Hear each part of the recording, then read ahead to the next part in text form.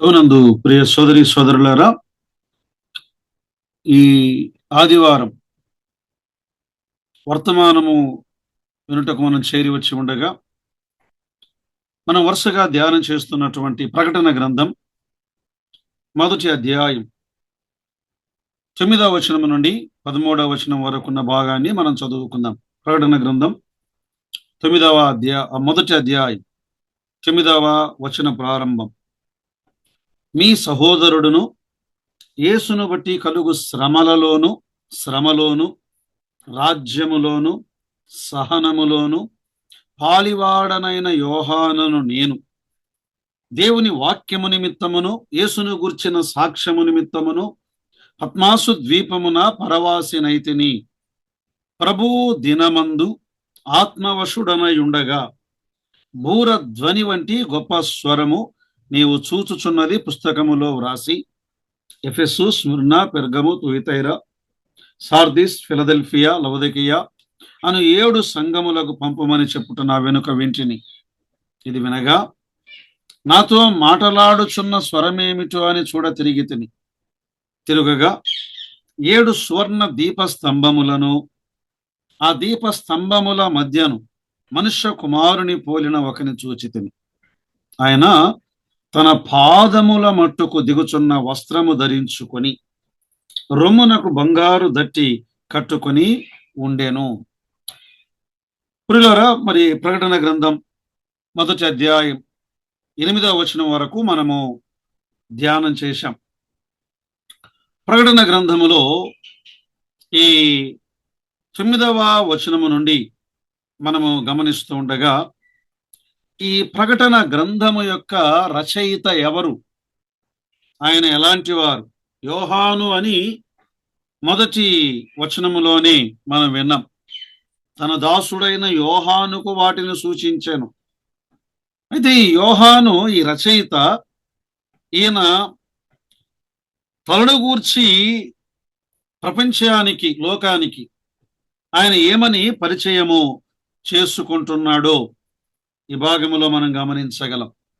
సరే, మొదటి అధ్యాయం 9 నుండి 11 వచనాల్లో యోహాను విన్నవి నేను వింటిని అన్నాడు. 12 నుండి 16 వచనం వరకు యోహాను చూచినవి నేను చూడ తిరిగి తిని అంటాడు. 12వ వచనములో చూచినవి ఏం చూశాడు. ఆ తర్వాత మొదటి అధ్యాయం 17, 18 వచనాల్లో యోహాను చేసినది, ఎప్పుడైతే ఆ ప్రభు అయిన యేసుక్రీస్తు వారి దర్శనాన్ని పొందాడో యోహాను ఏం చేశాడు? చచ్చిన వాని వలె ఆయన పాదముల మీద పడిపోయాడు. ఆ తర్వాత మొదటి అధ్యాయం 19, 20 వచనాలు ప్రకటన గ్రంథ విభజన. ఈ గ్రంథాన్ని ఎలా మనం విభజన చేయగలమో ఆ విషయాలను అక్కడ రాయించాడు. యోహాను యేసుక్రీస్తు నామము నిమిత్తమై, దేవుని వాక్యము నిమిత్తమై పద్మాసు అనే ద్వీపములో ఆయన బంధించబడ్డాడు, వెలివేయబడ్డాడు, ఒంటరిగా ఉన్నాడు, ఖైదీలతో కూడా ఉన్నాడు. ఆయన యోహాను అక్కడ ఒక లోతైన ఆధ్యాత్మిక అనుభవాన్ని పొందాడు, దర్శనములను పొందాడు, ప్రవచన దర్శనములను పొందాడు. అక్కడ ఈ ప్రకటన గ్రంథం ఆవిర్భవించినట్లుగా మనం చూడగలం. యోహాను ఆయన తనను గూర్చి ఏమని పరిచయం చేసుకుంటున్నాడు అని మనము గమనిస్తే, యోహానును గూర్చిన 7 సంగతులు ఈ వచనాలలో ఉన్నాయండి. మొదటిది 9వ వచనం, మీ సహోదరుడును అన్నాడు. ఆయన ఎవరట? ఆయన అపోస్తులుడు, 12 మంది శిష్యులలో ఒకడు. ఆధ్యాత్మిక రంగములో ఆయన ఎంతో ప్రఖ్యాతిగాంచిన వాడు. ఇప్పుడు కదా రెవరెండ్ అని ఇవ్వాలనుకుంటే ఎన్నో రెవరెండ్స్ ఆయనకి ఇవ్వచ్చు. ఇప్పుడు కదా డాక్టరేట్లు ఇచ్చారే దేవుని సేవకులకు, ఆయనకు ఎన్నో డాక్టరేట్లను ఇవ్వవచ్చు. కానీ తనను గూర్చి ఆయన ఏమని పరిచయం చేసుకుంటున్నాడు అంటే, సహోదరుడు. కదా ఆయన ప్రస్తుత స్థితి, పరిస్థితి, ఆయన పొందిన శ్రమలు, ఆయన పొందినటువంటి ఆ యొక్క సహనం, సంఘాలలో ఆ దినాలలో యేసు ప్రభును అంగీకరించిన వారు కూడా ఆ అనుభవాల గుండానే వెళ్తున్నారు. అందుకే ఆయన అంటున్నాడు, నేను మీ సహోదరుడను, మీ వలె నేను కూడా శ్రమలలో పాలివాడను, నేను మీ సహచరుడను కదా. యేసు క్రీస్తు ప్రభు యొక్క నిజమైన శిష్యులు శ్రమల గుండా వెళ్ళాలి. ఆయన అపోస్తలుడు అయినప్పటికీ సహోదరుడు అని పిలువబడ్డాడు. అంటే సంఘాలలో అపోస్తలుడుగా ఆయన అధికారం ఉన్నప్పటికీ సంఘాలతో తనకున్నటువంటి సంబంధాన్ని, మనమందరము ఒక ఉదరములో నుండి వచ్చిన వారము అని చెబుతున్నాడు. అదే యోహాను కొన్ని సత్యాలను ఖండించవలసి వచ్చినప్పుడు ఆయన అపోస్తలుడుగా పిలువబడ్డాడు. యోహాను 3వ పత్రిక 1వ అధ్యాయములో ఏమన్నాడు? పెద్దనైన నేను అంటాడు. పెద్దనైన నేను. ఇక్కడ సహోదరుడు అని చెప్పట్లేదు. గలతీ పత్రిక 1వ అధ్యాయం 1వ వచనంలో పౌలు ఏమంటాడు? రోమాపత్రిక 1:1లో దాసుడు అన్నాడు, కానీ ఇక్కడ 1:1లో గలతీ పత్రికలో నేను అపోస్తలుడుగా నియమించబడ్డాను. అక్కడ కొన్ని ఖండించవలసిన సత్యాలు ఉన్నాయి. ప్రియులారా, పేతురు అపోస్తలుడే, స్వార్థికుడే, పెద్దనే, అదే సమయంలో సహోదరుడు అని తనను గూర్చి కూడా ఆయన పరిచయం చేసుకుంటూ ఉన్నాడు. అపోస్తలుడే గాని యోహాను తనను తాను సహోదరుడు అని పిలుచుకున్నటలో తగ్గించుకున్నాడు, దీనుడయ్యాడు. మిగతా వారితో కలిపి ఆయన పాలివాడుగా ఉన్నాడు, సహచరుడుగా ఉన్నాడు. అందుకే పౌలు తనను గురించి అంటాడు, యోహాను కొరింథీ మొదటి పత్రిక 15వ అధ్యాయం 7వ వచనములో, అపోస్తలులు అందరికంటే నేను కడపటి వాడను అన్నాడు. 9వ వచనం. కదా, యేసు ప్రభు వారు అపోస్తలులు అందరికీ కనబడ్డాడు, కానీ అపోస్తలులు అందరిలో కడపటి వాడను, నేను ఆఖరి వాడను. ఎఫెసీ పత్రిక 3వ అధ్యాయం 10-11 వచనాల్లో పరిశుద్ధులందరిలో నేను అత్యల్పుడను అన్నాడు పౌలు గారు. తిమోతి మొదటి పత్రిక 1వ అధ్యాయం 15-16 వచనాల్లో ప్రధాన పాపిని. పౌలు అపోస్తలుడే, కానీ ఆయన అనుభవము పెరిగే కొలది ఆయన ఏమన్నాడు? అపోస్తలులందరిలో తక్కువ వాడను అన్నాడు. ఇంకా అనుభవము పెరిగే కొలది ఆయన ఏమన్నాడు? పరిశుద్ధులందరిలో అత్యల్పుడను అన్నాడు. ఇంకా అనుభవము పెరిగే కొలది ఆయన తనను గురించి ఏమన్నాడు? పాపులలో నేను ప్రధానుడను. ప్రియులారా, యేసుక్రీస్తు ప్రభువారు ఆయన తనను నమ్మిన వారిని సహోదరులు అని పిలిచాడు. ఆయన హెబ్రీ పత్రిక 2వ అధ్యాయం 11వ వచనములో ఈ హేతువు చేతను వారిని సహోదరులు అని పిలుచుటకు ఆయన సిగ్గుపడక. ఇక్కడ ఒక సత్యాన్ని గమనించాలి. ఈనాడు చాలా మంది యేసు ప్రభువును మా అన్న అంటున్నారు. నిజమే, ఆయన మన సహోదరుడే. కానీ యేసు క్రీస్తు ప్రభువారు మనలను సహోదరులు అని పిలిచాడు, గాని మనమెవరము ఆయనను సహోదరుడా యేసు అని పిలవడానికి వీలు లేదు.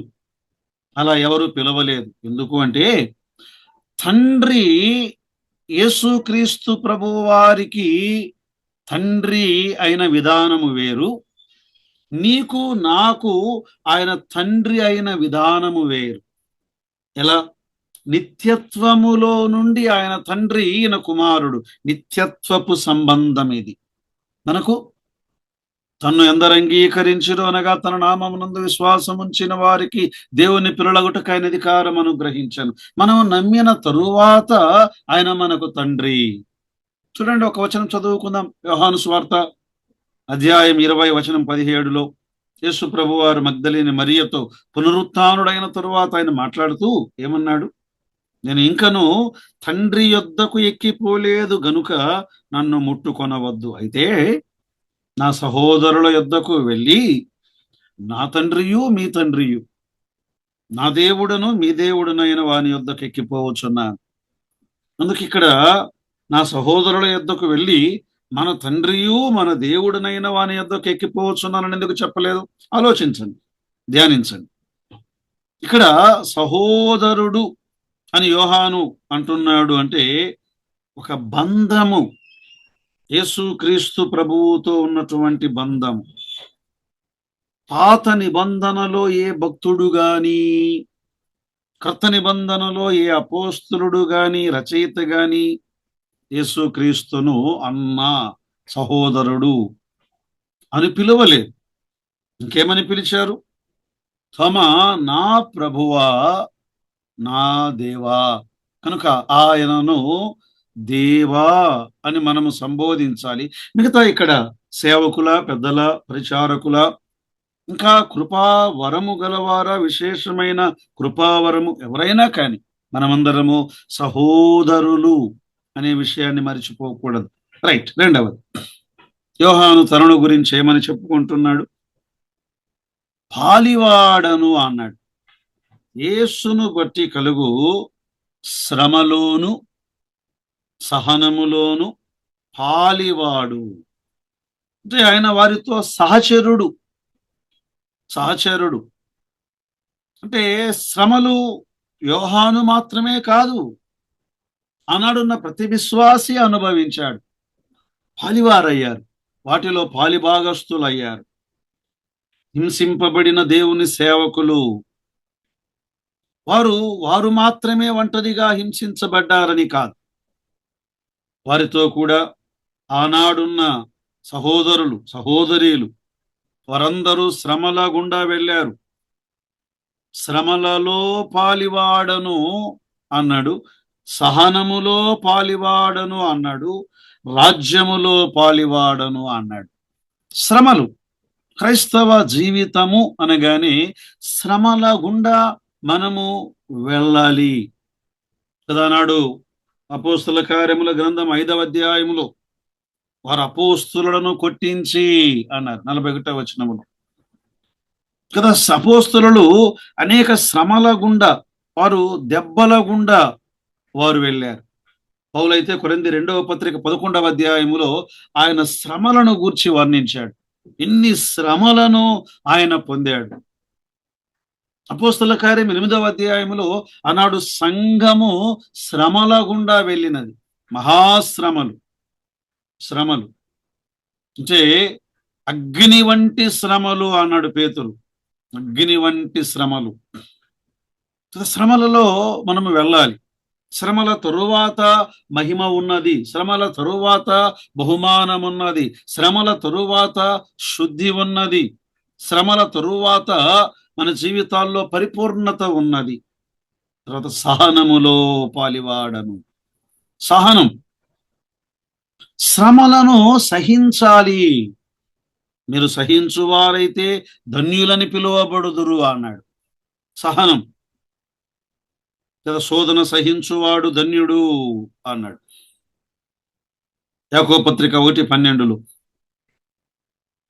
కదా యోబు సహనమును గూర్చి మీరు వింటిరి కదా అన్నాడు. యాకోబు 1:5-11లో కదా. ఈనాడు మనము సహించాలి, ఆ తరువాత మనము యేసుక్రీస్తుతో పాటు ఏలబోయే ఆ స్థానం ఉన్నది. తర్వాత రాజ్యములో అన్నాడు. రాజ్యం అంటే ప్రభు అయిన యేసుక్రీస్తు వారు ఆయన మరలా భూలోకానికి రాబోతున్నాడు. ఆయన రాజ్యమును స్థాపించబోతున్నాడు. ఆయన రాజ్యములో మనము పాలివారం అవుతాం. పేతురు యేసు ప్రభువుతో ఒక మాట అంటాడు మత్తయి సువార్త 19వ అధ్యాయంలో, ప్రభువా 20, 21, 22 ఈ వచనాలలో, ప్రభువా మేము ఇవన్నీ విడిచిపెట్టాము, మా జీవితాల్లో మాకు ఏ ఆశీర్వాదము దొరుకును? చూడండి, ఒక వచనం మనం చదువుకుందాం. యోహాను సువార్త, మత్తయి సువార్త 19వ అధ్యాయం, 19వ అధ్యాయం ఎన్నో వచనం 27, 19-27. ఇదిగో మేము సమస్తమును విడిచిపెట్టి నిన్ను వెంబడించి మాకేమి దొరుకును? ప్రభు అన్నాడు, ఇదిగో ప్రపంచ పునర్జననమందు మరలా నేను రాజ్యమును స్థాపించినప్పుడు నేను మహిమగల సింహాసనం మీద కూర్చున్నప్పుడు మీరు నాతో కూడా మీరు ఏలుదురు. ప్రియులారా, ప్రభు మనకు తలాంతులు ఇచ్చాడా? ఈనాడు వరములనిచ్చాడా? అయితే మనం ఏం చేయాలి? ఆయన రాజ్యము కొరకు వాటిని ఉపయోగించినప్పుడు ప్రభు అన్నాడు మత్తయి సువార్త 25వ అధ్యాయంలో 21లో, భలా నమ్మకమైన మంచి దాసుడా, ఈ కొంచెములోని నమ్మకముగా ఉంటివి, నీవు ఈ 10 పట్టణముల మీద నీవు అధికారివై ఉందువు. ప్రియులారా, మనము పాలివారముగా ఉండాలి. ఆయన పిలిచిన పిలుపులో పాలివారముగా ఉండాలి. యేసుక్రీస్తులో పాలివారముగా ఉండాలి. ఆత్మలో పాలివారముగా ఉండాలి.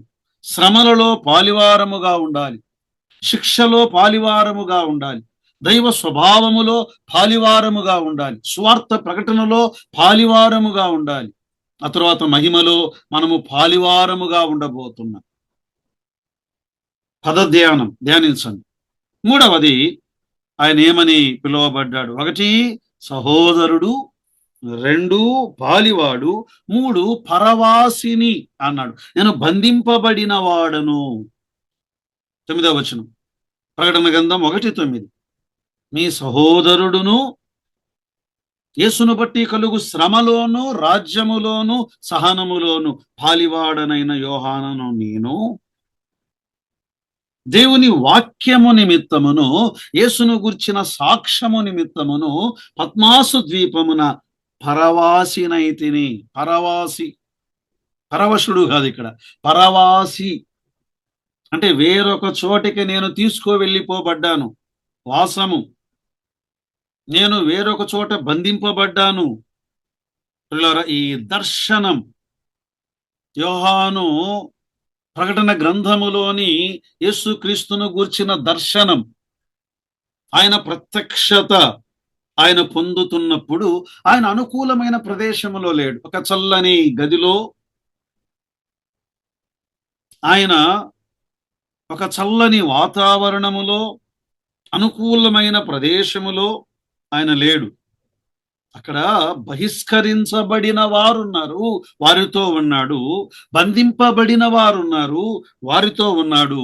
బాధింపబడిన వారున్నారు, ఆయన వారితో ఉన్నాడు. ఆ సందర్భములో యేసుక్రీస్తు నామము నిమిత్తం ఆయన దుర్మార్గముగా బంధించబడిన వాడు కాదు, దోషిగా ఆయన బంధించబడిన వాడు కాదు. యేసును గూర్చిన సాక్ష్యం ఇచ్చాడు, ఇమ్మానుయేలును గూర్చిన సాక్ష్యం ఇచ్చాడు, రక్షకుని గూర్చిన సాక్ష్యం ఇచ్చాడు. ఈ బాధకు ఒక విలువైన కారణం ఉన్నది. ఎందుకు దేవుడు ఇలాంటి శ్రమలను అనుమతిస్తాడంటే మన మేలు కొరకే. 19వ కీర్తన 67లో ఏమన్నాడు? శ్రమ కలుగక మునుపు త్రోవ విడిచితిని, ఇప్పుడు నీ వాక్యమును అనుసరించుచున్నాను. చెరలో బంధించబడిన వారు, బంధింపబడిన యోహాను, చెరలో ఉన్న యోహాను దర్శనమును పొందాడు. ప్రకటన గ్రంథ ఆవిర్భావం మనకు కలిగింది. యోసేపు చెరలో ఉన్నాడు, కలల భావమును చెప్పే భాగ్యమును దేవుడిచ్చాడు. దానియేలు చెరలో ఉన్నాడు. చెరలో ఉండగా దానియేలు పొందినటువంటి ఆ యొక్క గొప్ప గొప్ప దర్శనములను దేవుడు మనకు రాయించాడు. పౌలు చెరలో ఉండగా ఆయన వ్రాసిన పత్రికలు, చెర మనకు మేలు, శిక్ష మనకు మేలు.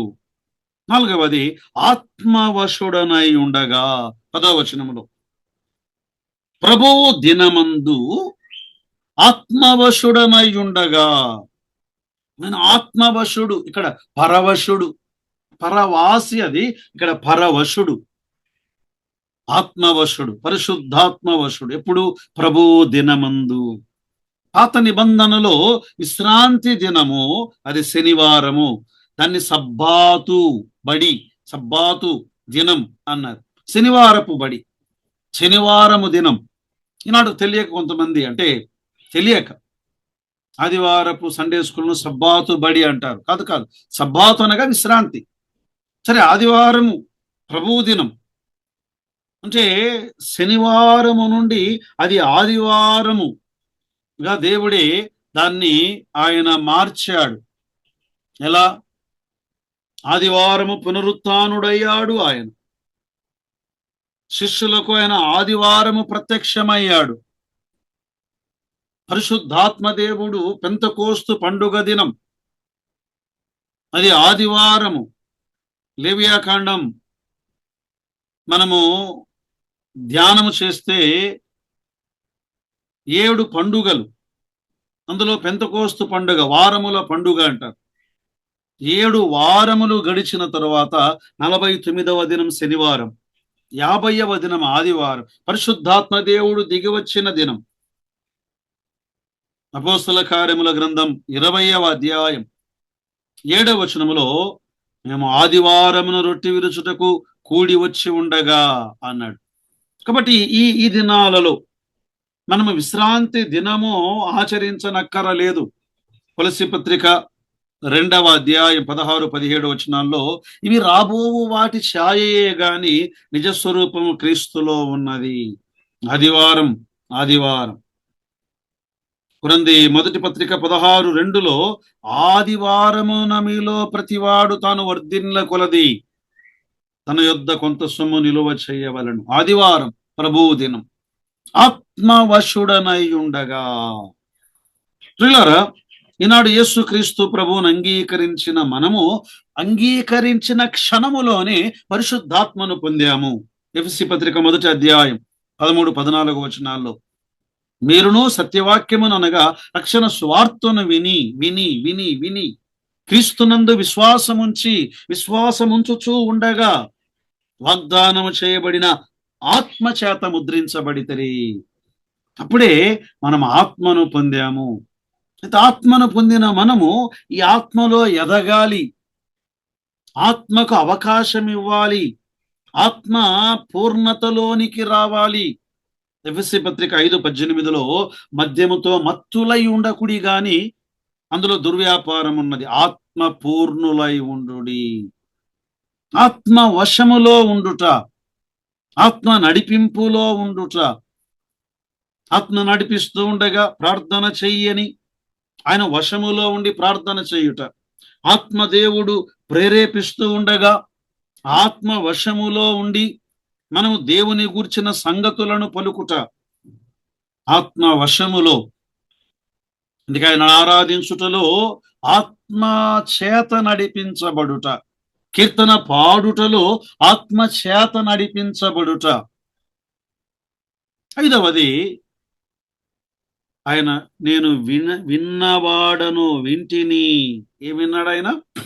11వ వచనం, నీవు చూచుచున్నది పుస్తకములో వ్రాసి ఎఫెసు, స్మరణ, పెర్గము, తుయతైరా, సార్దీస్, ఫిలదెల్ఫియా, లవదికయాను 7 సంఘములకు పంపమని చెప్పుట నా వెనుక వింటిని. అదే వెనుక ఒక స్వరం వినబడుతూ ఉంది, బూర వంటి ధ్వని గల స్వరం. ఆయన మాట్లాడుతూ ఉన్నాడు, నేను వింటిని.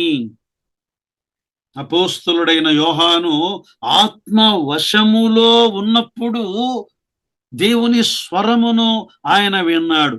బూర ధ్వని వంటి స్వరం, దేవుని స్వరం. ఆయన అన్నాడు, నేను వింటిని వింటిని వింటిని. ప్రియులారా, నిర్గమాకాండం 19వ అధ్యాయములో ఆ సీనాయి పర్వతం మీదికి మోషే ఎక్కి వెళుతూ ఉండగా దేవుడు ఆయన పర్వతం మీదికి దిగి వస్తూ ఉండగా 19వ అధ్యాయం నిర్గమాకాండం 16, 19, 20 వచనాలలో బూరధ్వని వంటి స్వరం. ఈనాడు దేవుని వాక్య స్వరం, ఆయన వాక్యమే మనము వినాలి. ఆయన వాక్య స్వరం, వాక్యం. దేవుడు వాక్యాన్ని మనకు అనుగ్రహించాడు. అయితే బూర స్వరమును వినే ఒక దినం ఉన్నది. ఆయన ఆకాశ మండలానికి వస్తాడు. ఆ రోజు తెస్సలోనిక మొదటి పత్రిక 4వ అధ్యాయం 16, 17, 18 ఈ వచనాలలో ఆర్భాటముతోను ప్రధాన దూత శబ్దముతోను దేవుని బూరతోను, బూరస్వరం అయితే ఈనాడు వాక్య స్వరమును మనం వినాలి. వాక్యం. ఆరవది, నేను తిరిగిన వాడను అన్నాడు కదా. ఆ స్వరము వినగాని నా 12వ వచనం, ఇది వినగా నాతో మాటలాడుచున్న స్వరమేమిటో అని చూడ తిరిగి తిని. ఏంటి బూర వంటి స్వరం అని ఒక్కసారి వెనుకకు తిరిగి చూడగానే, ఇంతకు ముందు ఆయన ముందు ఏమున్నాయి? బంధింపబడిన వారున్నారు, బాధింపబడిన వారున్నారు, సంఖ్యలతో కట్టివేయబడిన వారు ఆ పద్మాసు ద్వీపములో ఉన్నారు. ఎటు చూచినా నీళ్లు కనబడుతున్నాయి, సముద్రము కనబడుతున్నది, రాతి నేల కనబడుతున్నది, శ్రమలు కనబడుతున్నాయి. ఇంతకు ముందు తన పరిస్థితుల వైపు చూచాడు, శ్రమల వైపు చూచాడు. ఎప్పుడైతే ఆ బూర వంటి స్వరమును విన్నాడో యోహాను దృష్టి ప్రభు వైపునకు తిరిగినది. ప్రభు వైపునకు తిరిగినది. ప్రియులారా, నిజమే, మనము ప్రభు వైపు చూడాలి, మనుషుల వైపు కాదు.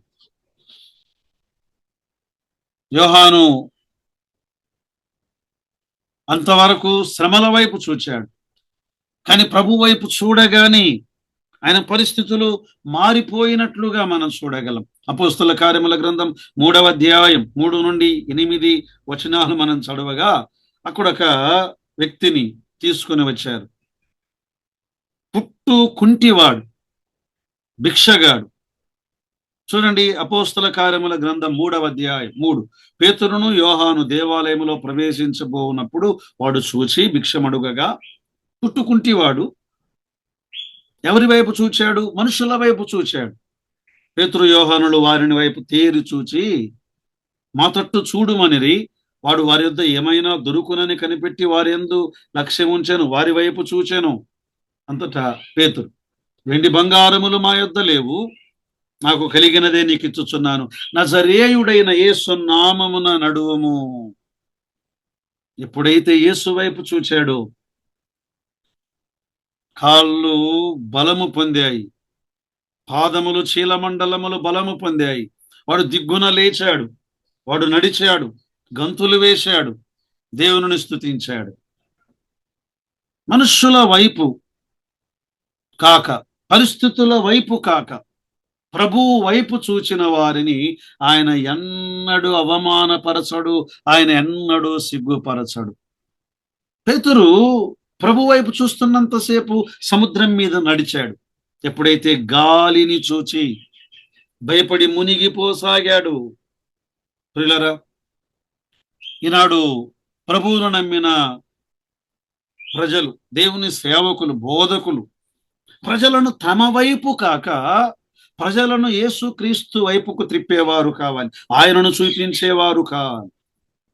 ఆనాడు బాప్తిస్మిచ్చి యోహాను యేసు ఆ గలిలయ సముద్రము దగ్గర ఆయన నడుచుకుంటూ వస్తున్నాడు. నడుచుకుంటూ వస్తుండగా యేసు ప్రభు వారిని చూచి, ఇదిగో లోక పాపములను మోసుకొని పోవు దేవుని గొర్రెపిల్ల. ఆయన వైపు చూడండి, నా వైపు కాదు. ప్రియులారా, అందుకే నాడు ప్రభువు వైపునకు ప్రజలను త్రిప్పేవారు కావాలి. యోహాను ఆయన 7వది, చూచినవాడు. 1 సహోదరుడు అన్నాడు, 2 పాలివాడు, 3 పరవాసి, 4 ఆత్మవశుడు, 5 విన్నవాడు, 6 తిరిగినవాడు, 7 చూచినవాడు. ఇలా తిరిగాడు. తిరగగానే ఏం చూచాడు? ఒక దివ్య దర్శనమును చూచాడు, ఒక ప్రత్యక్షతను చూచాడు. చూడండి, ప్రకటన గ్రంథం 1వ అధ్యాయం 12, 13. ఇది వినగా నాతో మాటలాడుచున్న స్వరమేమిటో అని చూడ తిరిగి తిని. తిరుగగా 7 సువర్ణ దీపస్తంభములను, ఆ దీపస్తంభముల మధ్యను మనుష్య కుమారుని పోలిన ఒకరిని చూచి తిని. మనుష్య కుమారుని చూచి తిని, ప్రభువును చూచాడు.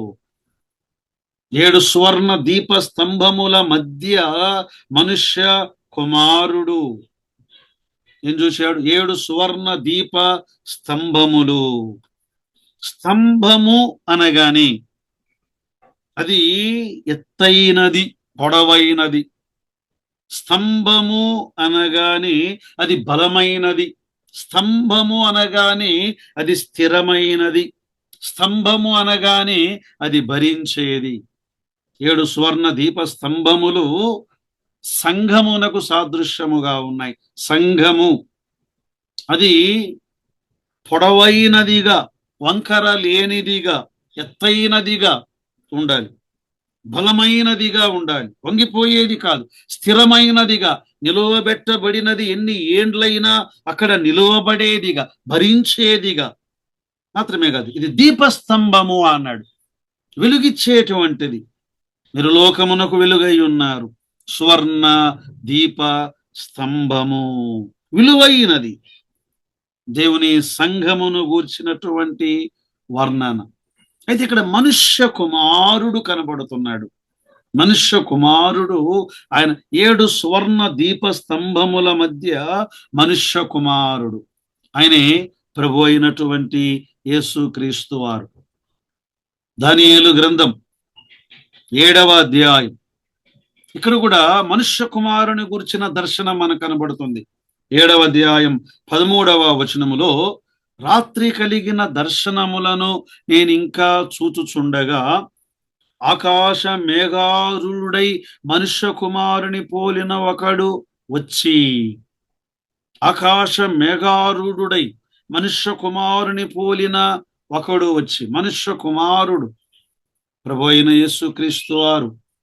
మత్తయి సువార్త 25వ అధ్యాయములో 31లో మనుష్య కుమారుడు ఆయన మహిమతో వచ్చుట అన్నాడు. మనుష్య కుమారుడు ఆయన ప్రధాన యాజకునితో మాట్లాడుతూ శ్రమలు పొందుతూ ఉండగా, కొరడాలతో కొట్టబడుతూ ఉండగా, మత్తయి సువార్త 26వ అధ్యాయం 64లో, ఇదిగో మనుష్య కుమారుడు సర్వశక్తిని కుడి పార్శ్వమున కూర్చుండుట, ఆకాశ మేఘారూఢుడై వచ్చుట. యేసుక్రీస్తు ప్రభువారు ఆయన నేడు సంఘముల మధ్య ఉన్నటువంటి ఆయన కేంద్రం. సంఘములకు మనుష్యుడు కేంద్రమైతే పాడు చేస్తాడు, మనుష్యుడు కేంద్రమైతే వాడే నాయకుడు అనుకుంటాడు, మనుషుడు కేంద్రం అనుకుంటే వాడు విచ్చలవిడిగా కార్యాలు చేస్తాడు, ఎవడినైనా చంపుతాడు, ఎవడినైనా బాగు చేస్తానంటాడు. మనుషుడు కాదు, ప్రభువే కేంద్రముగా ఉంటే ఆయన దగ్గర కృప ఉన్నది, సత్యం ఉన్నది. మనుష్యుడే కేంద్రమైతే సత్యం అనే కత్తి మాత్రమే ఉన్నది. కృప లేనివాడు మనుష్యుడు, క్రూరమైన వాడు మనుష్యుడు. యేసుక్రీస్తు ప్రభువారు ఆయన కృప గలవాడు, సత్యము గలవాడు. సంఘముల మధ్య ఆయన ఉంటే మేలు. ఆయన పరలోకములో దూతల మధ్య ఉన్నవాడు. నేడు ఆయన నీ కొరకు నా కొరకు సిలువలో దొంగల మధ్య వ్రేలాడాడు. ప్రియులారా, ఈనాడు ఆయన సంఘముల మధ్య ఆయన సంచరిస్తూ ఉండగా, సంఘముల మధ్య మనుష్యుని కాక సంఘముల మధ్య మనుష్య కుమారుడైన యేసుక్రీస్తు ప్రభువు వారిని చూచుటకు పరిశుద్ధాత్మ దేవుడు మనకు కృపను సహాయమును దయచేయునుగాక. ఆమేన్.